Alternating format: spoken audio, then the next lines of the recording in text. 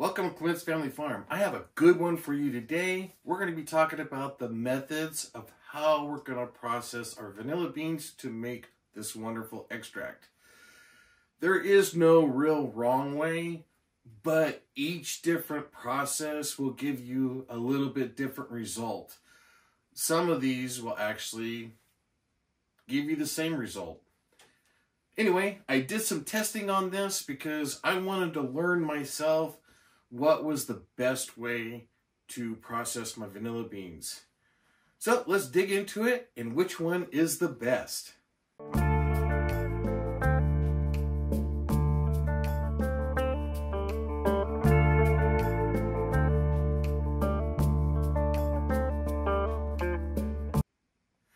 All right, so I have 7 samples here of the different processes. One being just the straight vanilla bean, no tips cut off, no nothing. It's just a straight vanilla bean in the jar. The second one is the tips cut off. I saw this on a few forums that people were cutting the tips off to allow fluid in. So anyway, I used that one. It's just the tips cut off. The second one was the tips cut off and then just split down the center. No scraping, no nothing. It's just a straight split down the center and put in the jar. The fourth one is split down the center and then scraped. Tips cut off, split down the center, and then scraped. So we've got opened up pod, seeds are sitting here, and the tips are sitting here. That's the fourth one. The fifth one was blender method. So put your fluid in the blender and then put your pods in there and give them a chop. Chop them up as fine as you can to get the most surface area you can to fluid ratio. So there we have it there. And then on the end here, we have 2 extras. And that's the vacuum seal method. I wanted to see how this compared to just the standard shaking of the bottles without any other mechanical devices other than shaking. So what I did was I took the straight vanilla bean, whole vanilla bean, no tips cut, no scraping, and put that in a jar with a vacuum on it. The second one was split in half, scraped out the vanilla seeds, and cut the tips off. So the reason for cutting the tips off on some of these, and a lot of you all recommend it, I always recommend it, is these vanilla beans are really tight at the ends because it's where the tip is on either end of the plant, and tends to keep these folds together. So all you're doing is just cutting it off. That way when you do split it, it helps it keep it open and not come back on itself. That's the only reason we're doing this. You don't have to take the tips off. But the one thing that comes up when we're doing this is, what do you do with the seeds and what do you do with the tips? Everything goes in the jar. So if you're weighing out your vanilla beans and then you're cutting the tips off and scraping them and then putting them somewhere else, that needs to be part of your extract. So also with the seeds, there are some flavor compounds around it, but everything really needs to go into your extract. Again, the very end, all depends on what method that you want to use. I usually scrape my seeds when I need seeds for other things. My extract bottles, I usually put, when I'm done, I decant, I put a vanilla bean in there, and I do put some seeds in there. That way people can have some seeds when they're using the vanilla extract. But you don't have to. You don't have to decant. You can leave your beans in the jars as long as you want. I just happen to go from a full extract into bottling, and I strain everything off. I separate the seeds and the vanilla pods, and then I bottle, adding that stuff to it.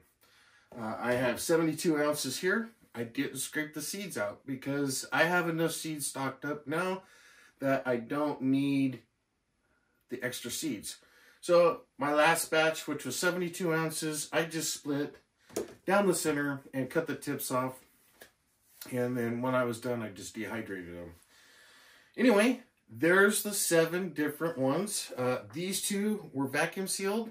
So these 2 are basically this one here, number 1 under a vacuum seal, and number 2 or number 3 under a vacuum seal. So that's pretty much it. All right, so I did some extensive testing because I really kind of wanted to know which was actually the best way. Now with technology changing and being able to have a TDS meter, we can actually find out with a little bit of time and labor and check these jars and see what's actually happened going on. So I'm thankful to have this TDS meter and able to do these little science projects and come up with the data that supports what we're doing in the extract world, knowing for a fact of what's going on. That way it's not my personal opinion. You guys can choose with the data I'm giving you how you want to process your vanilla beans. All right, for this testing, what I did was a single fold with the Kirkland French vodka that I proofed down to 70 proof. The French vodka is usually 80. I personally like 70 proof. So I proofed it down, and there's reasons for that. Proofed it down to 70, and that was my base. And then I just processed each of the vanilla beans like this. Once I got them in the process, I started taking TDS readings daily. I did TDS readings daily for 85 days. I do use 2 meters just to kind of back up and make sure that the probe's not wrong. So the data was correct with both meters throughout this whole course. I'm at 218 days of taking readings as of today for this batch and testing. But to note, I'm going to show you the data log here.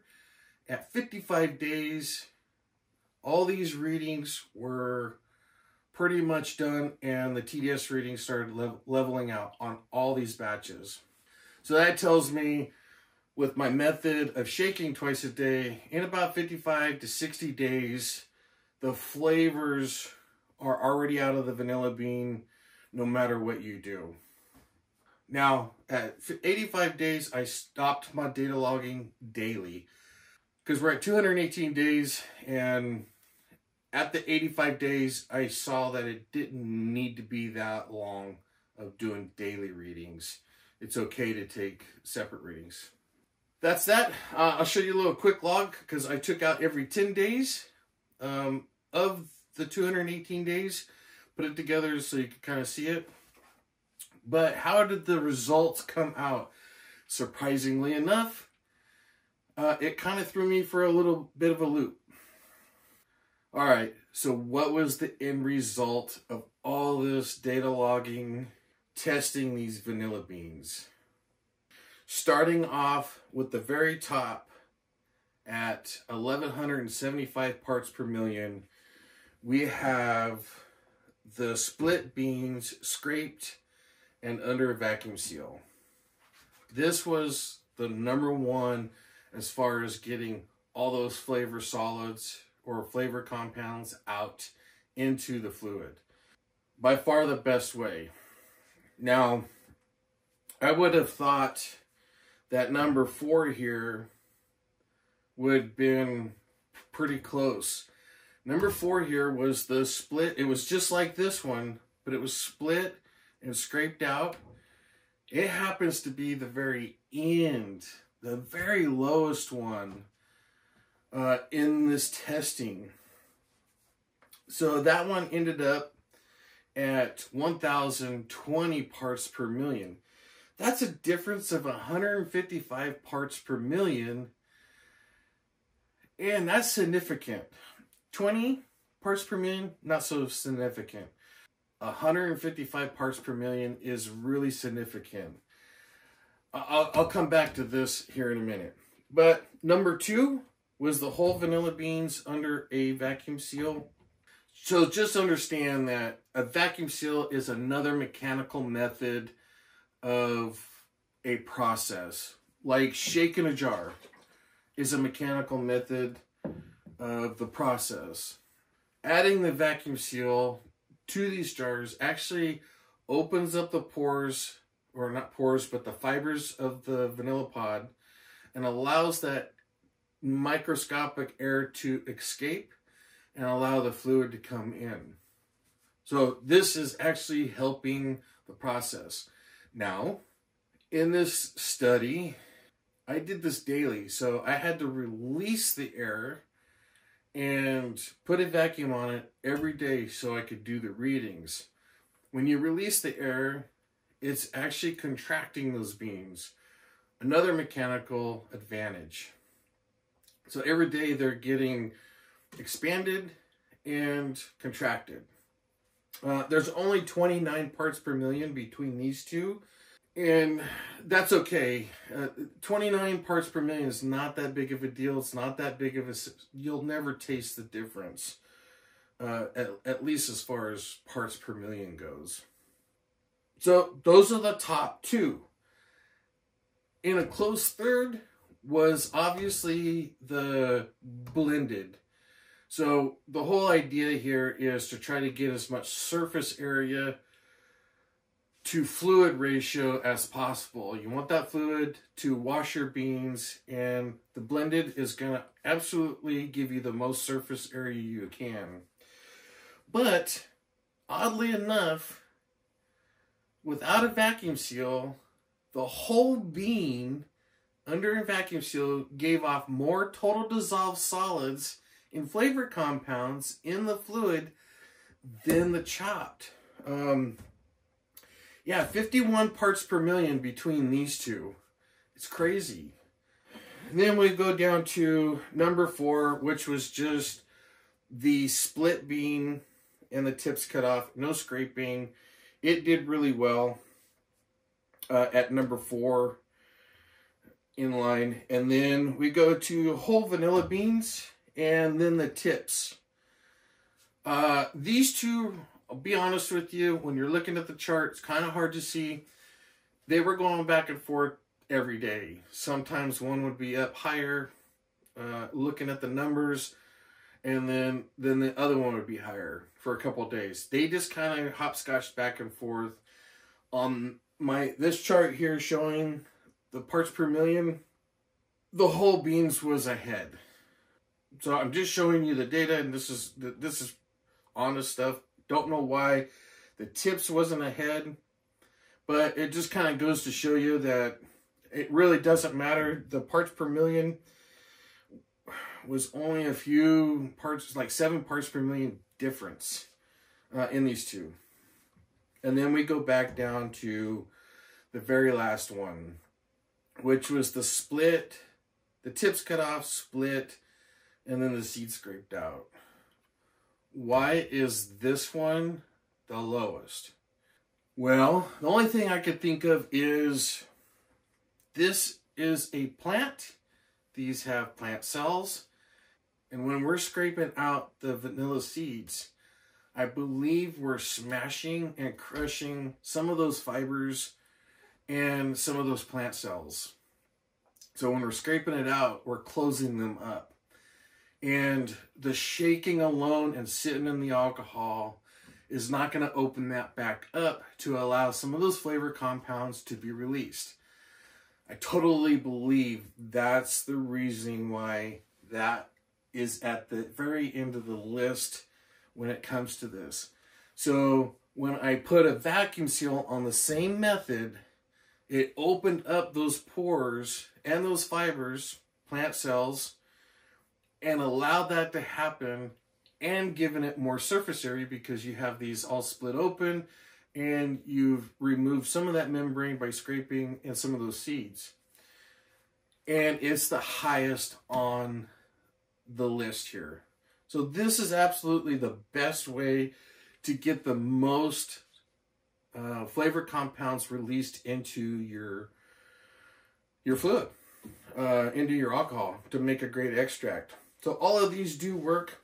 So 155 parts per million is the difference between the lowest one and the highest one. That is significant, but as you can see, if you just within this range here, you're still going to get a good extract. Now, if you want to get a little bit more, then you can add the vacuum seal to it. I mean, labor cost wise, a whole bean underneath the vacuum seal is better than doing any of these straight up. So you don't have to split, scrape, or anything like that if you have a vacuum seal. Now, if you want to increase that just a little bit more, we're talking 29 parts per million difference between these two. You can split and scrape and put a vacuum seal on it, and you're going to get a little bit more flavor compounds. So everything really does change how much, because your vanilla bean just sitting in your alcohol needs some sort of agitation to get it out. At some point they stop, and then you need some other mechanical process, which is either a vacuum seal or maybe total circulation to wash your beans. I know that's a good method. All right, so now we know kind of what process gives you the most flavor compounds. Now, how did they fare in looks? Because this is a big deal too. You can decide what your vanilla extract, I'm gonna grab my bottle here, what your vanilla extract is gonna look like in the end results. Some people don't like the little scum or rings around there. You're just gonna kind of get that almost no matter what you do. So let's just start with the whole vanilla bean down here and I did shake these twice a day for that 85 days. So with just the shaking method and the solid beans, no vacuum seal, these are actually darker than some of these other ones. It's clearer. There's hardly any milky residue or opaqueness to the fluid. It's a very clean looking extract. Kind of the same thing with the tips cut off, but there is a little bit of opaqueness to it here. And some of that could be the membrane coming out from the ends and the shaking, but it is a little bit more opaque. It's still got a deep, rich looking look to it. And then the split beans and the tips cut off, again, deep, rich, but a little bit lighter in color. It is more milky looking. I don't see a scum on these two. There was a little bit on this one, but I shook it up here. But it's definitely more milky. So you can see with the different processes, a little bit cleaner. The more you break up the bean, you're going to get a little bit more milky, and you're going to get a little bit more scum. The scum is normal. So here we got the split and scrape. Again, a little bit more milky on this one. I know it's going to be hard to see on the camera, but it's definitely more milky. Or cloudiness is what I would call it. And then we go here to the blender. Of course, this one's going to be a lot more cloudier. It's going to be a lot more milkier. I'm hoping you can see the difference here. So the beans down here, this is the fluid, and it's definitely milky. It is a little thicker, but this one's going to be a little harder to strain out at the very end, and I do recommend trying to press it to try to get all the fluid out. But yeah, so if you don't like the milkiness, the blender's not the way to go. and I would choose one of these other ones. If you want really clean looking extract, then go this route. I do recommend vacuum sealing, because in the vacuum seal, again, because it's a whole bean, it's very clean. But I'm going to be honest with you, it is not as dark as this one. But dark doesn't mean flavor. Remember, we're doing vanilla for flavor. This is more of a visual thing. I taste tested these, and this one does taste better.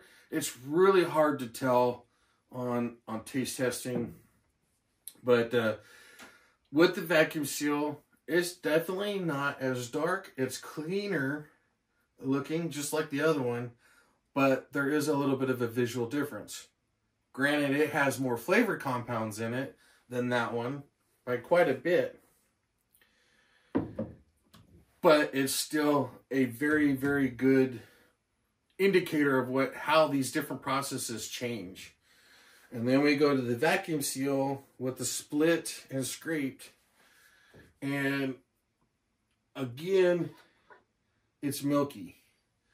There's some scum on the top, but it's definitely milky. I'll talk about the scum just a little bit, because it happens to almost all of these jars at different levels. So the scum is part of the chemical reaction going on between your alcohol, your water, and the flavor compounds going on. It also could be part of the fibers and the plant cells that are in there that are being broken up from the agitation. But as the alcohol and the water and the compounds react with each other, there's some things that are happening that it's kind of burning up and then dropping out of the solution. Those end up into little particles which float, and some sink. So that's what's kind of happening in there. They're not bad. It's all part of the process. It's all part of the vanilla bean, and it's normal. How much of that scum you're going to get is basically depending on your process. Anyway, this was exciting because I just did 72 ounces of beans a few months ago, and the only thing I did was split them and cut the tips off. So I always cut the tips off first and then split them. But for that batch, I was doing a total circulation on them. I wasn't doing the jar method. But I know that the vacuum seal method works and works well. I've been using this method for about 10 years. So what I did was I took the 72 ounces, I put them in half-gallon jars, topped them off with my alcohol I was going to use, and then I put a vacuum seal on them. For that batch, I did 12 hours. If I was going to do it again, better planning on my end, I just got impatient and went 12 hours. But I do recommend 24 hours in a vacuum seal, and then go on to, if you're doing this total circulation method like I'm doing now. I'm going to recommend all of you vacuum sealing. The other thing I'm going to recommend is using mason jars. I don't care what brand it is, but get a name brand. I've been having troubles with the off-brand mason jars of sealing. And it's not the lids. I've tried several different lids. It's the jars. And I'm also on a few other groups that are having the same issues with the off-brand mason jars. The reason why I use mason jars, I use the quarts for smaller batches and the half gallons for bigger batches. They are widely available, and I'm shaking this jar with all the vanilla beans in there versus shaking 12 or 25 of these per jar. So I always go to the mason jars first, and then when I'm done extracting, I bottle up.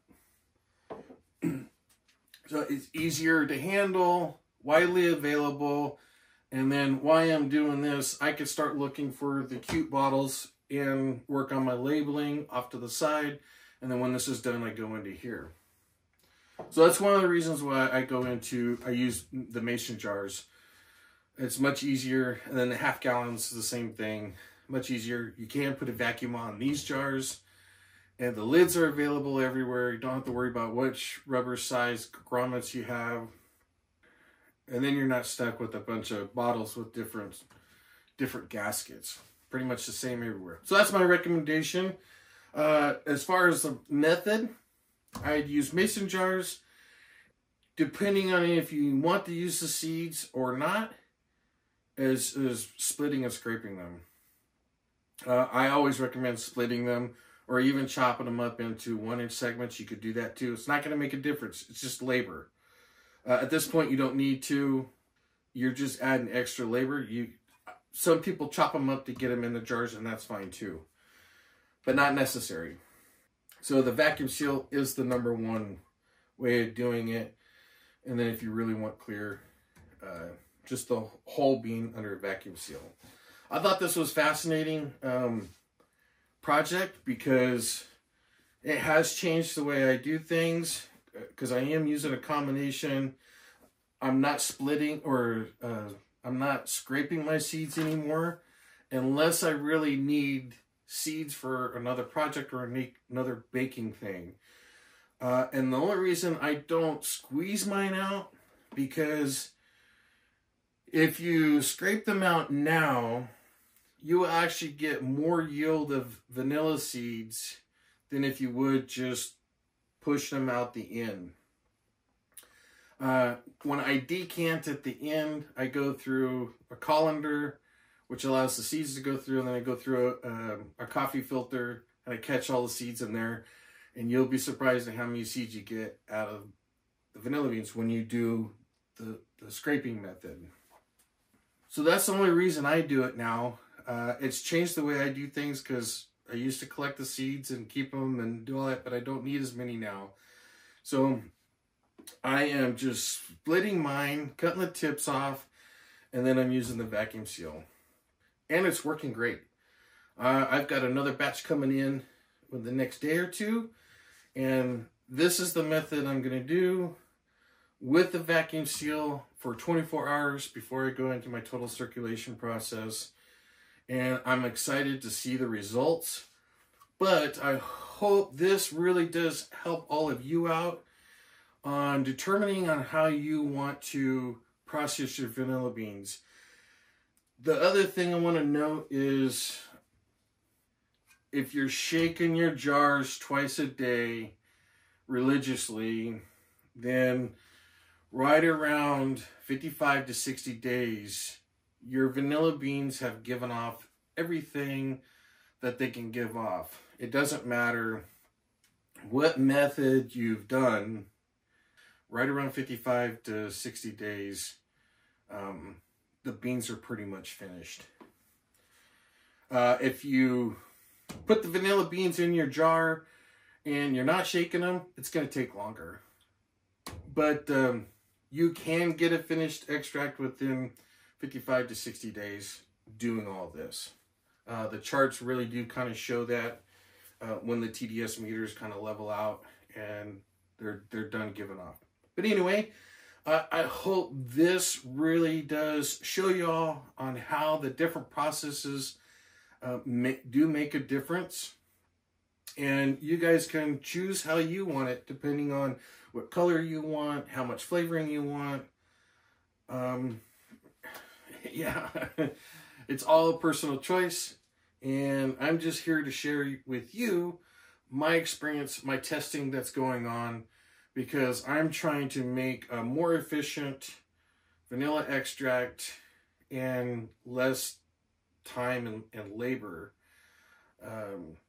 That's why I'm always doing these testing, because I want to know personally what's going on in these jars. And with the TDS meters, we can do that. Y'all could do it at home too. $12, $7, you can get one of these and start logging what's happening with your extracts. All right, I'm going to wrap it up there. I appreciate y'all coming in and watching these videos. I hope y'all learned something from it. If you have any comments, make sure you leave them down below. I'm always up for new information, and I appreciate all of you who are commenting. If you do like the video, make sure you smash the like button because it does help me out on my end. We're trying to help people get out the right information on vanilla beans because there's so much videos out there now that are giving out wrong information or uneducated information, and it's confusing a lot of people. I'm trying to better myself every time I put a new video out and share that information with you so you can make your own decision. You can see the facts that's going on. All right, I'm going to leave it there again, and we'll see you on the next video.